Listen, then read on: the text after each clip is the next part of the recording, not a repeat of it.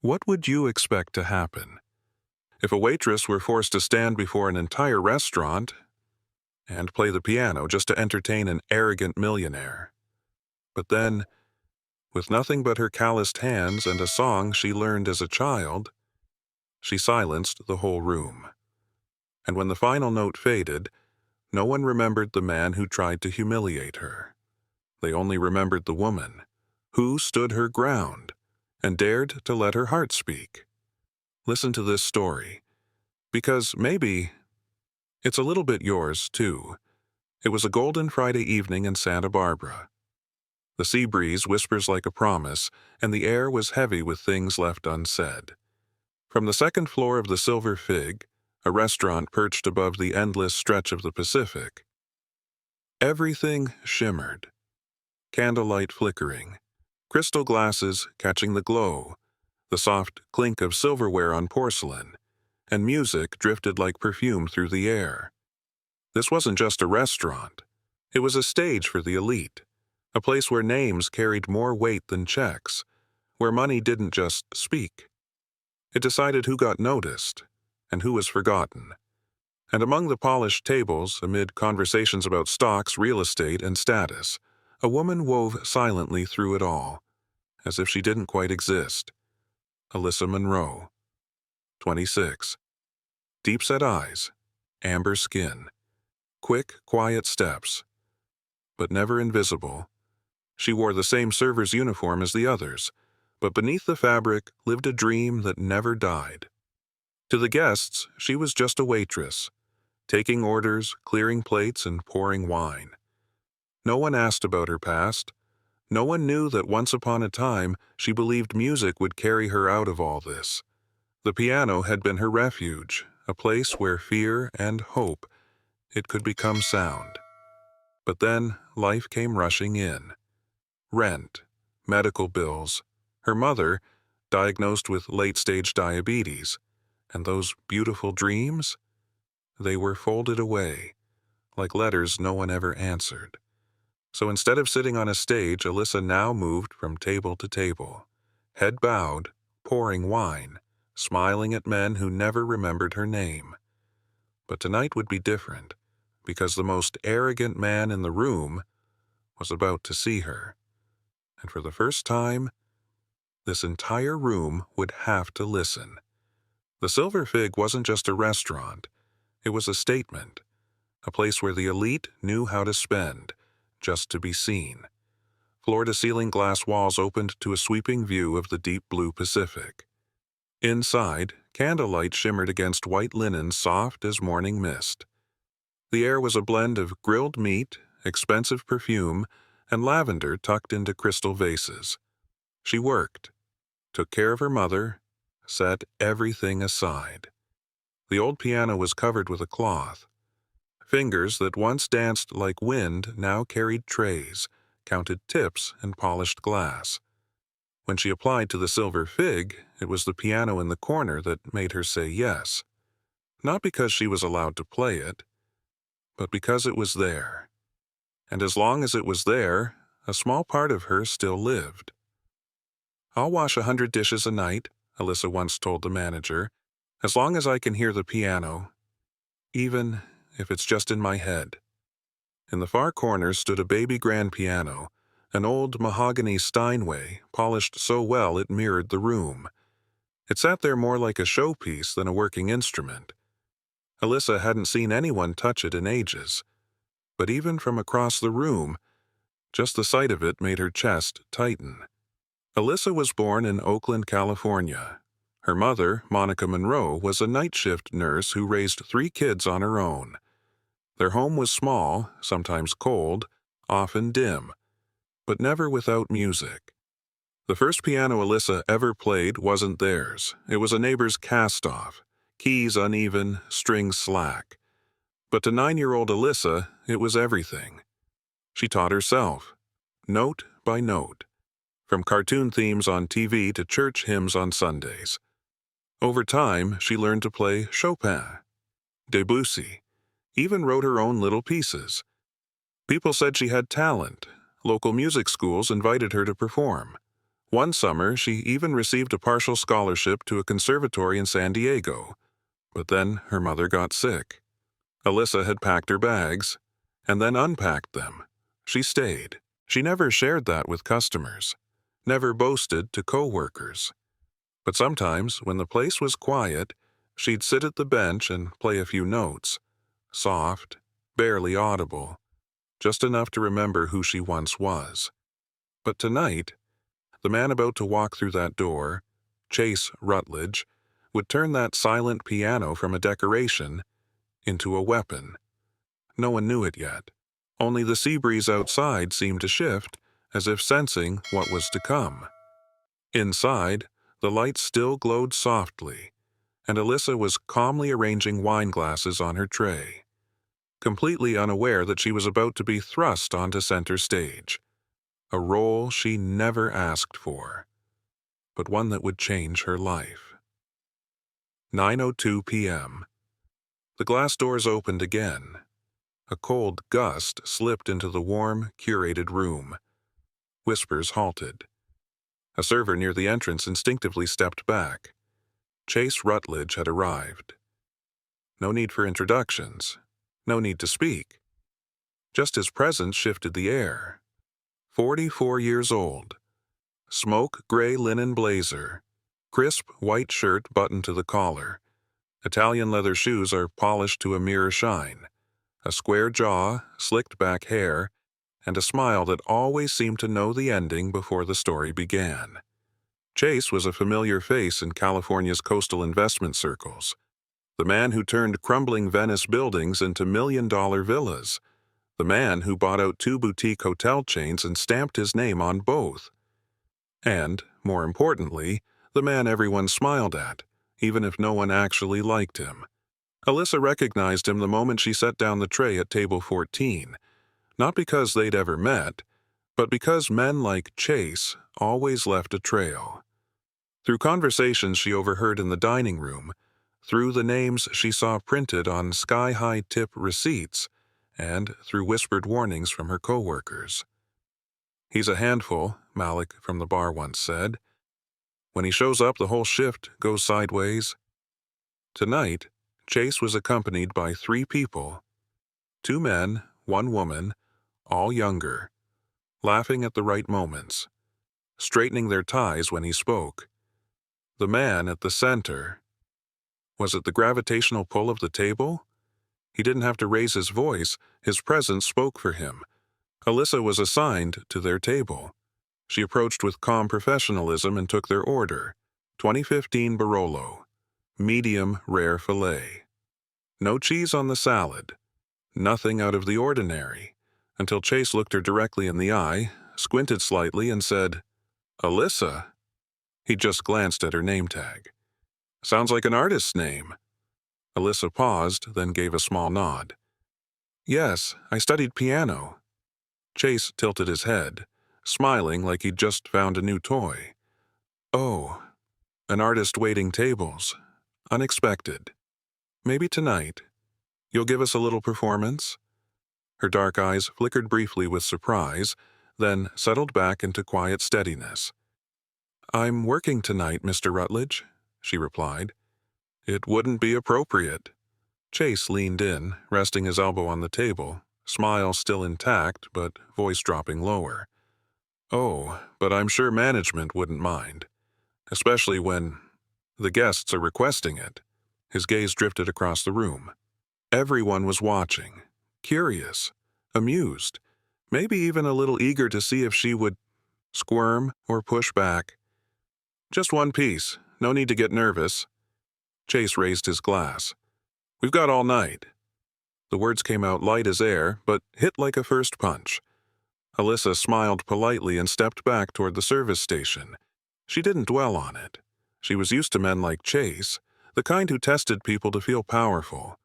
What she didn't know was Chase never let go of something that piqued his interest. And someone like Alyssa, quiet, composed, unshowy, he was the perfect target for a bored man at a lavish dinner. While the kitchen prepped the entrees, Alyssa kept working at other tables.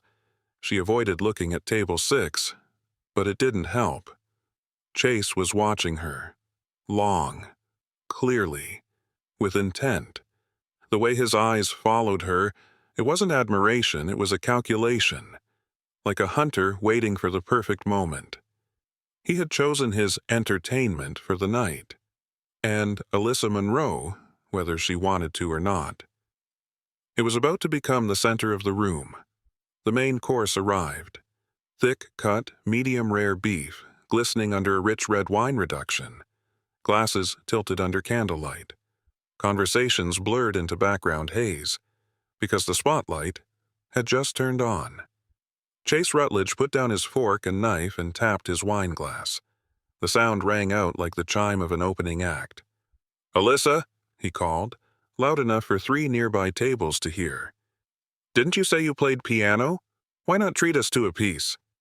The room stilled. Alyssa, standing near the kitchen with a water pitcher in hand, turned. Not rushed, not hesitant. Her dark eyes flickered briefly with surprise, then settled back into quiet steadiness. "I'm working tonight, Mr. Rutledge," she replied. "It wouldn't be appropriate." Chase leaned in, resting his elbow on the table, smile still intact but voice dropping lower. "Oh, but I'm sure management wouldn't mind, especially when the guests are requesting it." His gaze drifted across the room. Everyone was watching, curious, amused, maybe even a little eager to see if she would squirm or push back. "Just one piece, no need to get nervous." Chase raised his glass. "We've got all night." Alyssa stepped back, not out of fear, but to think. She saw it clearly. This wasn't an invitation. It was a challenge. A sugar-coated trap was laid in the middle of a room full of eyes. If she refused, there would be smirks, snide comments, the soft clicking of tongues. Figures. Just talk. If she agreed, one wrong note, one slip, she'd become the evening's punchline. Forever. She glanced around. The manager pretended to be refilling wine behind the bar. Her co-workers, Malik, Sarah, kept their heads down. No one dared intervene. She stood alone. And Chase knew it. He rested his chin on his hand, voice cool as glass. "Or are you afraid?" A clean slice. Sharp, deep. "I've always heard that if someone's really talented, they don't shy away from the stage." Alyssa tightened her grip on the water carafe. And something inside her stirred. Not pride, not ego, but weariness. She was tired. Tired of being seen as just a waitress. Tired of watching talent bow to wealth. She thought of her mother, sitting on that worn kitchen chair, tapping rhythm with her hand while Alyssa learned her first notes. "If you've been given a voice," her mother once said, "don't let anyone turn it into silence." Alyssa set the carafe down, looked Chase straight in the eye. "All right." 3 words. Clean, clear, unshaken. The room fell silent. She walked toward the piano, lightly, slowly, as if the hardwood floor stretched with each step. The piano bench creaked softly. But in that hushed room, it echoed like a drum. Alyssa sat down, back straight. Her hands were resting on her lap. Then, slowly, she lifted them to the keys, fingertips brushing them like greeting an old friend. She drew a breath, not to find courage, but to let go of fear. She wasn't there to reclaim her dignity. She was there to play. She sat alone, in a room holding its breath. No spotlight, no stage, just a worn piano and dozens of eyes. Half curious, half waiting to see if she would fall. At table 6, Chase Rutledge leaned back, legs crossed, wine glass spinning in his fingers like he'd already won the game. Alyssa closed her eyes. She didn't think of Chase, or the customers, or the tips. She thought of a kitchen in Oakland, where her mother played vinyl records every night and an 11-year-old girl, hair messy and eyes bright, sat at a broken piano long after the sun went down. She thought of years filled with silence, of dreams folded up like scrap paper, of rainy mornings in Santa Barbara. When she snuck into the storage room to play just a few quiet notes, to remind herself, "I'm still here," she placed her hands on the keys. One note, then another, slow, very slow. Claire de Lune. The first sound rose like a drop of water falling into a still pond. Gentle, tentative, unassuming. Some guests raised their eyebrows, a few set their forks down. Conversations began to fade. The music drifted through the air like smoke. She didn't play to prove anything. She played to say all the things she hadn't been allowed to say for the past 8 years. Her hands began to move faster. The melody spiraled upward, like a slow-motion reel. A little girl playing piano in the fading glow of dusk. A mother slumped beside a bottle of pills. A young woman staring out a window caught between keep going and give up. It all came back, poured into every note. Chase sat still. The smirk had disappeared the moment the first phrase rang out. He didn't speak, didn't sip his wine, didn't move. Alyssa didn't look at him. She kept her eyes closed, letting her hands lead the way. The music wasn't something to perform anymore. It was a confession, a voice she'd swallowed 1,000 times, every time a customer laughed, every time someone snapped, "Can you hurry it up?" And then, the crescendo. She didn't try to sound strong, but it was the very fragility of it, the unhidden truth of it, that made the room go completely still. No one spoke, no one moved. She lit up the piano, not with technique, but with truth. When the final note hung in the air, like an exhale after holding something in too long, Alyssa kept her hands on the keys for a few seconds longer. Absolute silence. No rushed applause, no cheap praise, just silence. The kind that follows something real, something that can't be faked. Then a single clap, from the corner of the room, then 2, 3, 10, and suddenly the restaurant erupted. Applause like thunder. People stood up. Someone wiped their eyes. Alyssa stayed seated, hands trembling slightly, breath catching in her chest. Not from exhaustion, but because she had just reclaimed something that had been taken for far too long. Her faith, her voice, herself. She stood slowly, back still straight. Hands are still a little shaky, not from fear, but from feeling. She bowed her head slightly toward the piano, then turned toward the dining room, now standing like an audience in the wake of something sacred. This wasn't a restaurant anymore. It had become a small sanctuary, where truth was honored and power unmasked. Alyssa walked back toward the service station, passing the very tables where, moments ago, she was just the waitress. "You remind me of my daughter," a silver-haired woman whispered, eyes still glistening. "That was the most beautiful thing I've ever heard," said another, hand over heart as if to hold it in place. Alyssa just smiled, nodded gently. There was nothing more to say.